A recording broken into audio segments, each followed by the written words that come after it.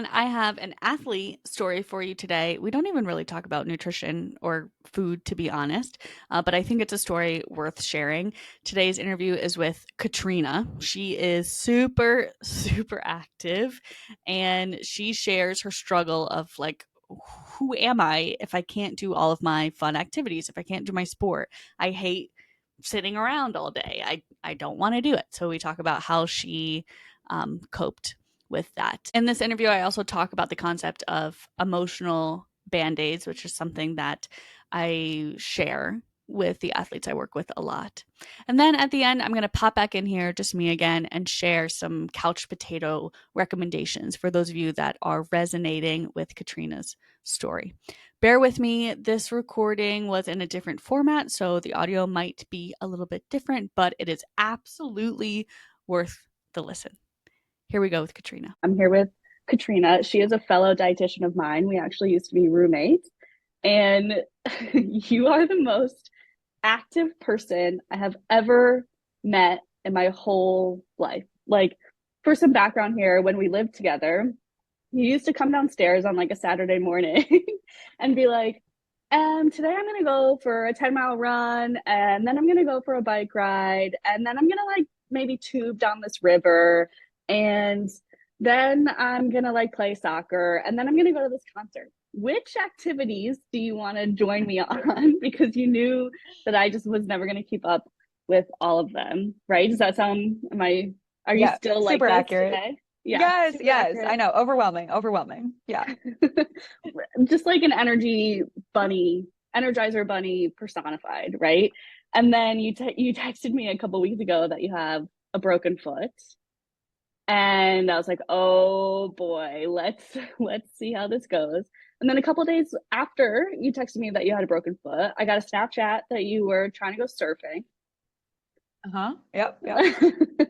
And then That's maybe a accurate. week after and then maybe a week after that, I got another Snapchat that you were mountain biking. Accurate as well. Can confirm. Yeah. Mhm. No, okay, something that I've been curious about, because I don't know if you know this, but I posted that on my stories. Like, I didn't post who you were, but I was like, I have this crazy friend.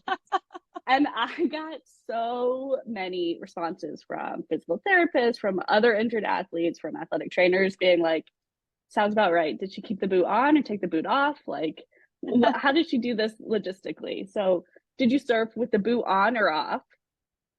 So I tried with it off, then I got like a waterproof one and taped it up and went back out. Hmm. Oh, okay. Yeah, I was like, Okay. wait, I can't pop up at all. I was just falling over face first. Yeah. Yeah, because you Mhm. have a broken foot and it was probably It difficult was to move it. humbling. Yeah, it was Mm, humbling. Hmm. okay. And then did you mountain bike with or without the boot? That was without the boot, 100%. Yeah. Oh, Yeah. okay. Okay. So the reason that you came to mind immediately to talk about is because, you had just recently sent me all these stories. You're the most active person I know. And a very, very common theme with rehabbers, super common theme. I don't know what to do with myself if I can't do all my activities. And it sounds like you just kind of kept doing all your activities. So talk me through this mindset of like, day one and two, after you're like, oh, I'm actually really hurt. And all the things that you maybe had planned, and you were like, I kind of need to stop. Yeah. So the day it happened was probably so, so sad for me because I broke it playing soccer. And it was one of normally like when I fall down, I pop right back up. Everyone knows it, but I didn't. I stayed down. So people came over and looked at me. And I don't remember saying this, but apparently I said, I'm not going to be able to surf. And I just started crying. And then they had to walk me off the sideline. And the saddest part about that day too was like I had already run and then I was playing soccer and then I had my mountain bike and my wakeboard in the car because I was going to go mountain biking after the game and then wakeboard. And so then the realization hit me that I wasn't going to be able to mountain bike or wakeboard that day. And so then I started crying even harder. And I was Yeah. like, what? I can't do these activities. So I like bring them home and I'm on the third floor of my apartment complex. So I'm like hobbling up the stairs with like my bike and like everything, just looking so sad. People are like, ma'am, do you need help? And I was like, no, I can do this. Like, Classic. Okay. so, and at this point, I'm kind of like, maybe it's not broken. Maybe it's just like a really bad injury. And then you take the shoe off and you go, oh, yeah, something's seriously wrong here. Yeah. So when I found out it was broken, my immediate thoughts were like, okay, I wonder how long it will be until I can surf. So then I'm Googling, like, can I surf with a broken foot? And they're giving me all these articles about how And it's so Google is painful. Yeah. So of course I Google is Googled. telling you no, and you're saying I'm gonna do it anyway. And I'm like, how long until a broken foot is healed? And like, how long till I can run on it versus how long can I play soccer? And I'm like, oh my God, this is horrible. What am I going to do with myself? So then I started making a timeline of like, what are the things that are least impactful for my foot and what I can do. Thankfully, I Okay. have a Peloton. So I was like, all right, well, if I can fit it in a Peloton shoe, because it was so huge, I had to like loosen it so much to get it in there. And I was like, okay, I can Peloton. Like, hell yeah, there's one thing that I can do. And then my Okay. next step was like, okay, you can go mountain biking, you just can't do big drops. So like when you mountain bike, there's a lot of like drops that and your bike is shaking and your foot is wrestling. So I'm like, okay, let's just go to like easier trails, and people said, why don't you do greenways and gravel? And I said, because that's just boring and not thrilling at all. I should just go on my Peloton. Like people don't Okay. understand it's not for the exercise, it's for the thrill. And that's when I was realizing, and I'm like, I am so dependent on my feet and my activities. And without my activities, I was like, what is my identity? And people are like, why don't you Mm. craft? What's crafting? Like, what? I know you and I talked about I needed a new activity. You were like, why don't you pick up an instrument? And so that went through my head. And immediately I was like, no, I would rather put my boot on. So then I got the boot and I would walk around my neighborhood with the boot, listening to like Mhm. classic rock songs to try to make myself a little happier. Yeah. But yeah, it was like through waves of like, it's okay. Like, I'm excited. I can still try to do some of these things to like bawling, crying. Like, I went to support my soccer team and I showed up and they all came over to hug me and I just cried. And I don't cry that much. So just Yeah. watching me like bawl cry and anyone who came over and said, how are you? I would just start crying. I was like, I can't Mm. play yet. So Uh, yeah, it was I probably have this a very sad time. Hmm. Yeah, I mean, of course it is. Like you said, it's such a big part of your life, and I'm so happy that you brought that up because a concept that comes up probably with every single runner, specifically that I work with, when they're not allowed to run, we have this concept that I call like, can we find an emotional band-aid? Like, what is running doing for you? And can we just have something that's not quite as good, but it's doing the trick, right? So people will tell me, like, running is my stress management, running is how I socialize, running is like, I mean, for you, it sounds like you just need a thrill, right? Yeah.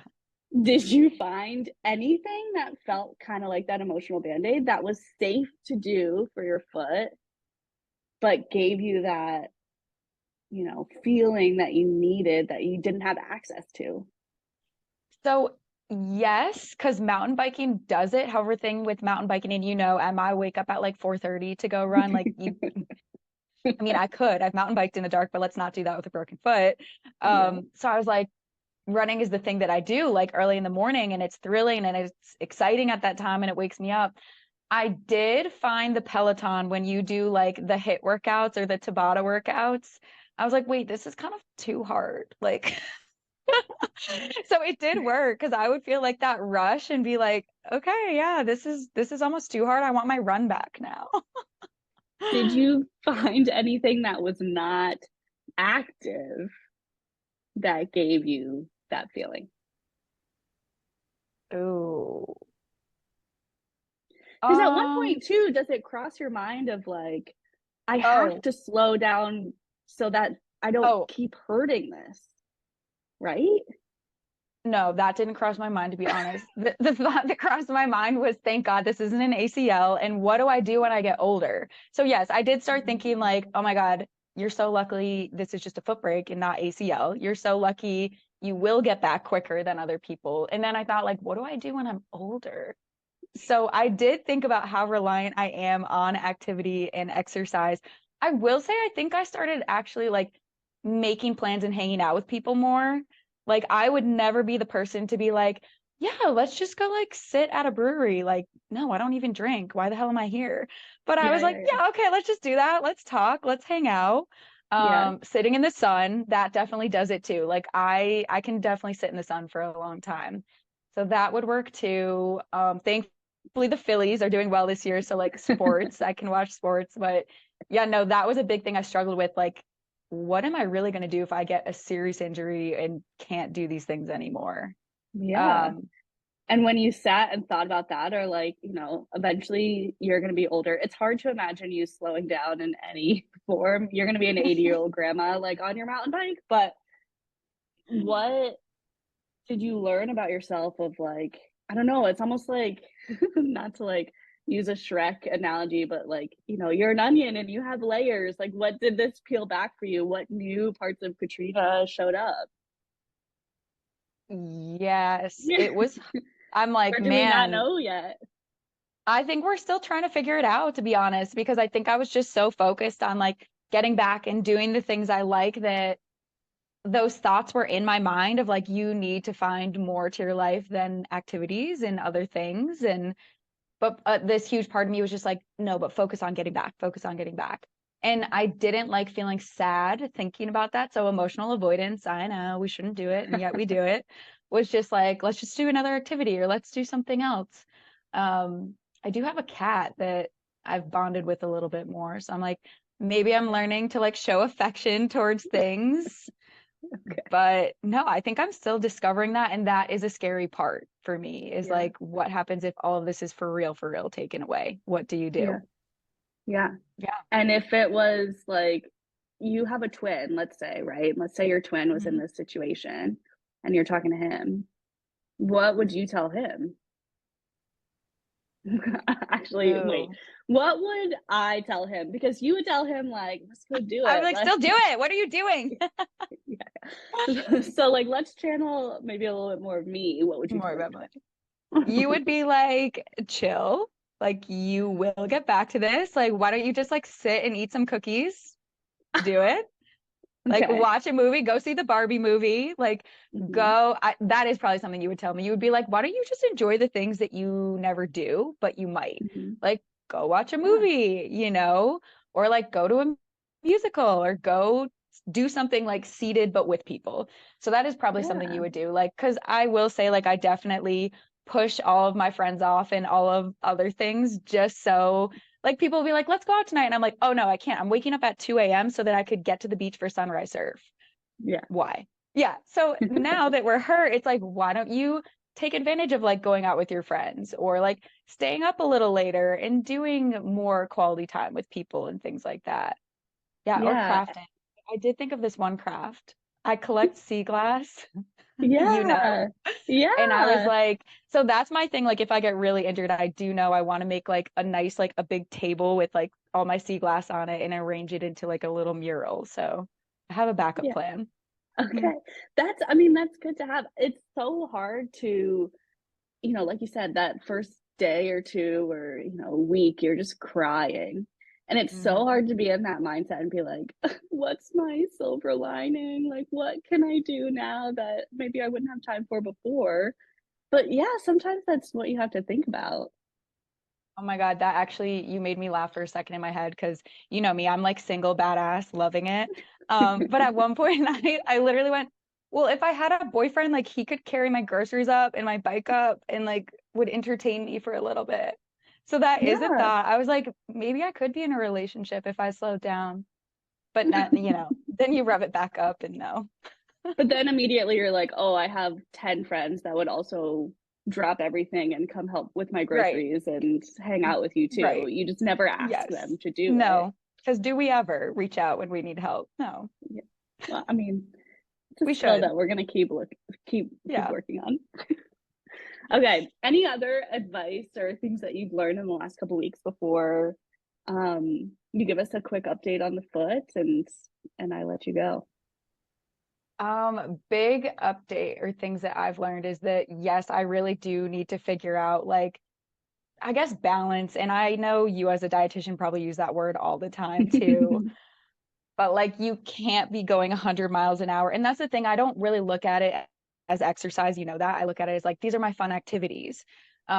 They can't all Yeah. be involved using your body at high impact. Like we need to have balance and have some. And even like my fun activities are like dancing at a concert all night. Like Yeah. we need to have balance with that and have some activities that are not using our body and like having good relationships with people and friends. So when something like this does happen, you have people to turn to. Because I will say, as much as I like am go, go, go, go, go, when this happened, I did have a lot of friends who I would reach out to and they'd be like, yeah, come hang out or like, let's go get food or do this. So I was like, okay, need to keep up with friendships and just Yeah. learn to balance and have like I think my big thing now is like I am still gonna go go go. I'm not gonna lie to you. I'm not like I'm gonna slow down.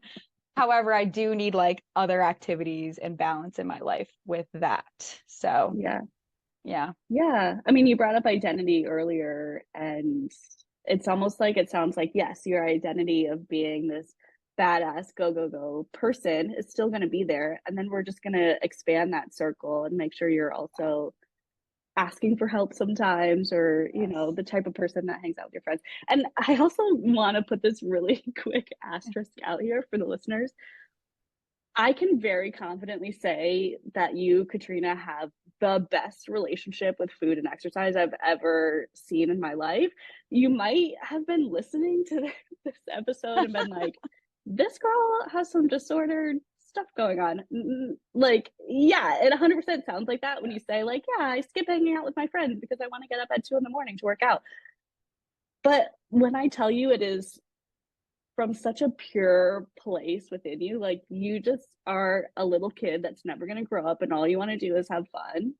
There, I can genuinely say it's not from a disordered place at all. I just feel like I need to add that in here. Yes. Um, Yes. No, I yes, agree. Especially, you know what I do for work and everything. So that is a good disclaimer. Like, yes, I fuel myself properly. I know what I'm doing. But yes, Emily's right. Like, it's all just for the thrill of living. I'm like one of those people who one day is going to drop everything and be like, I'm traveling the world just to get all the thrills in. yes, yes. And I know that you know the importance of fueling so that you can have the energy to do that, right? So Yes. I'm not worried about you in that aspect. But when I did hear that you broke your foot, I was worried about you because I knew that was going to send you into a little depression A pit. spiral for sure. Yeah, I for didn't sure. know what anxiety was, I think, until this. I was like, what is this feeling in my chest? I had no idea.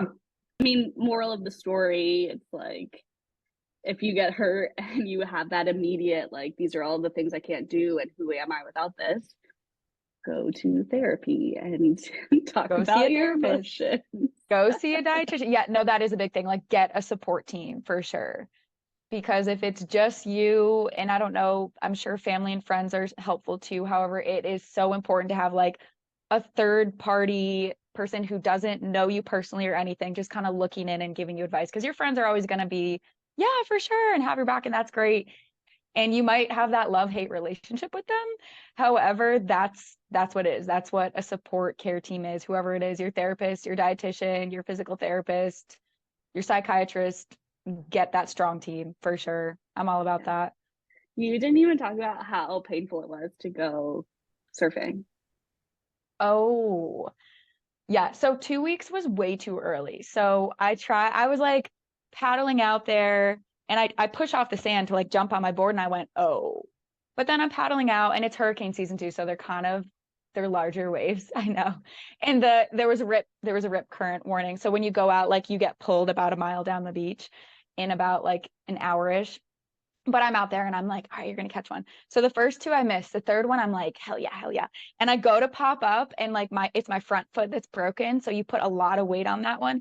And I just immediately toppled down and like in excruciating pain. And I tried a few more times and I caught one that I was able to like hold the board and like support it. So I barely like lightly place my left foot on it. And then after an hour, here was the hardest part. I was a mile down the beach. So I get out with my surfboard and my boot isn't there to help me walk back, right? It's a mile up. So I'm like head down, like gremlin hobbling up the beach and people are looking at me and I'm just like they're like, ma'am, and I'm like, don't call me ma'am. I just So the day needed to happen so that I can understand, like, and my parents, everyone tried to warn me, and no, I needed to go and learn and be sad and realize I wasn't ready. But I did go back like last week or something, and it was much better. Like I could catch the waves and then it was ready. But I will say, like, yeah, that was so sad. I sat on the beach crying, and I needed to do that, though. I wouldn't have believed anyone if they were like, "You're not ready." I was like, "Yes, I am. It's me. I have a high pain tolerance. It doesn't matter. When you have a broken foot, it doesn't matter."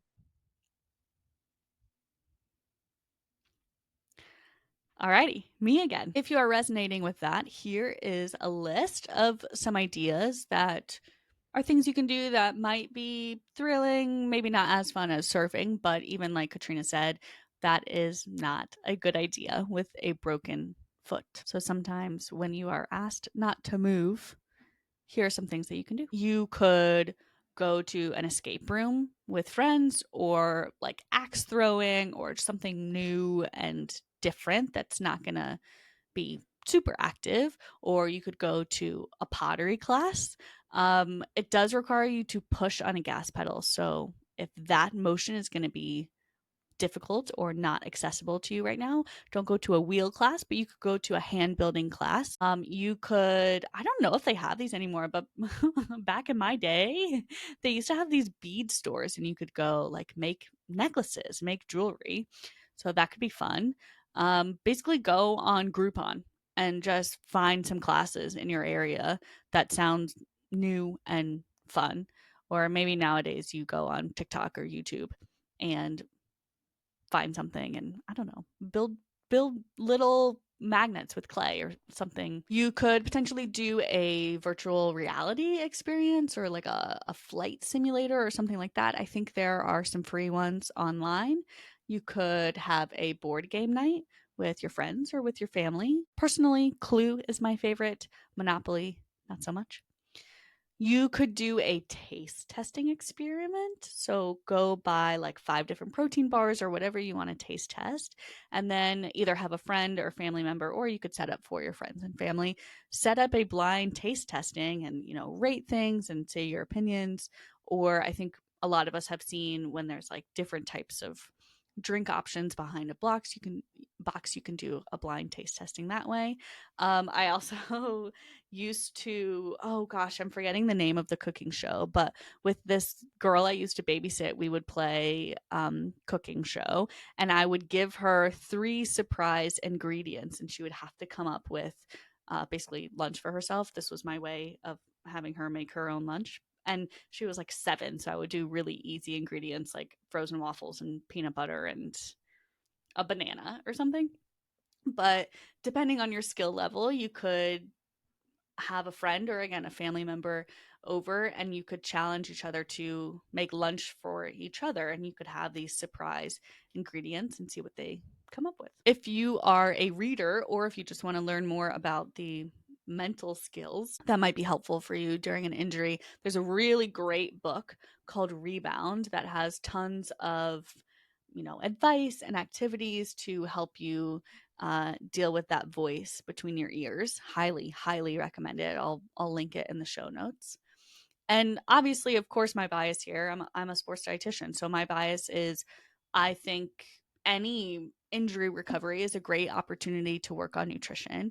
Maybe that means you want to join something like Masterclass and take a cooking class, or maybe you want to join Feed the Quad with me and fine tune your nutrition skills and your habits. I think that's obviously a very valuable use of your time. Regardless, if you are struggling without movement, I want to challenge you to find something that you find fun and interesting, or just feels like a good enough band-aid for right now, so that you can allow your body to heal in the way that it needs to heal. I hope you enjoyed this athlete story episode. And if you want to share your story and a specific topic that you think others should know about, or you have some fun advice that you want to share, send me an email at emily@injuryrd.com, and let's get you on the show. Come share your story.